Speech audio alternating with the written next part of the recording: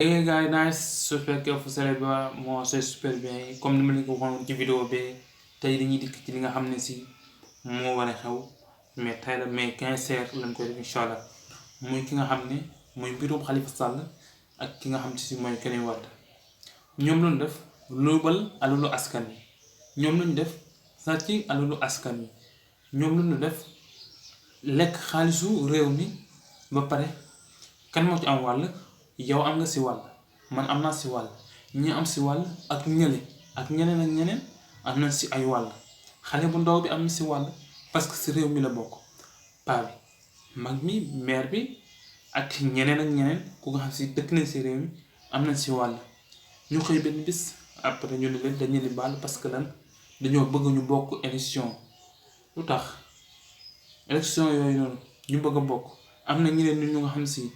kenn nit rek lañu toog ñu dal leen ak lu xam si ñu ne leen yéen du ngeen bokk ku ci mel ni kat Ousmane Sonko lu tax mënut a bokk élection te day bokk incha allah war na bokk parce que li mu def gënaawul deful dara sax parce que nit bu lay filmer am nga droit na ko bul ma filmer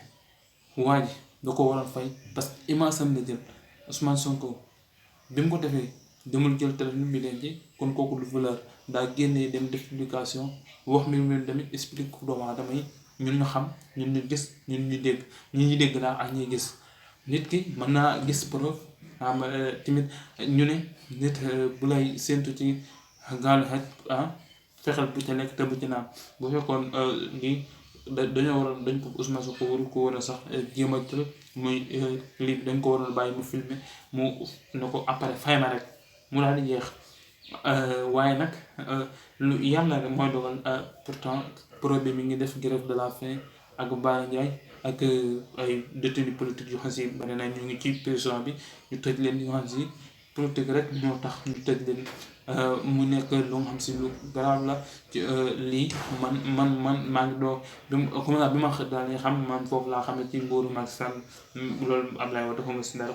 ay fii laa xam ne dama sax xamul si dara bay xam fii ci nguuraam bi waaw kon ñun li na wax ak yàlla ba lan xam lii ma gis nii man mosuma koo gis su ko bari na ay gàkk-gàkk bu nga xam si fi mu doon liggéey lañ ko njëkk a dàq mu pare ci loolu après ñu jiñ ko mbirum jigéen xam ne jigéen moo ko jiñoon viol jigéen moo ko jiñoon li nga xam ne moo di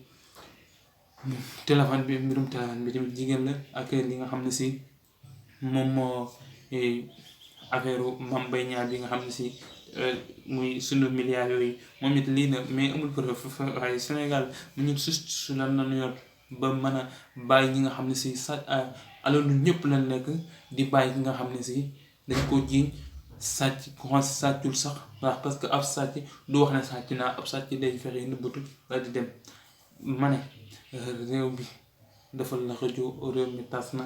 te réew mi bu lii may gis nii si suuf nii buñ koy teewul yéen xamul sax luy ñëw waaw ñun ay ndaw lan ñu ngi gis li si réew mi ñu doon ko wax